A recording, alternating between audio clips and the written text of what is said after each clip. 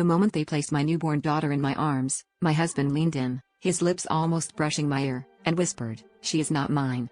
My world shattered, right there, under the harsh fluorescent lights, while nurses bustled around us, oblivious to the secret detonating inside my head.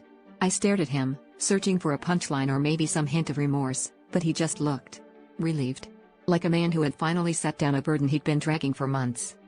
I barely registered the next hours, doctors checking vitals, family texting congratulations, because all I could see was his face, his eyes refusing to meet mine.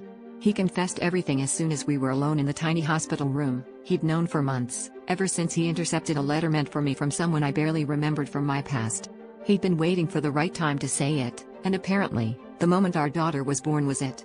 The betrayal stung, but what burned more was the fact that he'd kept it to himself, playing house while quietly plotting his exit. It got uglier, fast. He left me in the maternity ward, alone and humiliated, while his mother showed up hours later, her face tight with the kind of judgment you can feel across the room. Friends started calling, whispering about rumors that had apparently been swirling for months. Every glance felt like a spotlight, every conversation a test I was failing.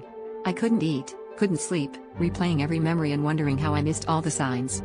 The truth was, I'd been so desperate for the picture-perfect family that I'd ignored the cracks, even as they splintered beneath the surface.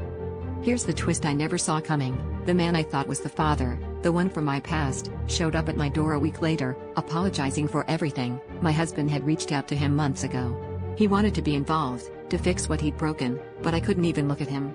The real betrayal wasn't just about who fathered my child, or who lied the best, but about how lost I'd become in trying to live up to an illusion. I'm still holding my daughter close, but nothing else feels real anymore.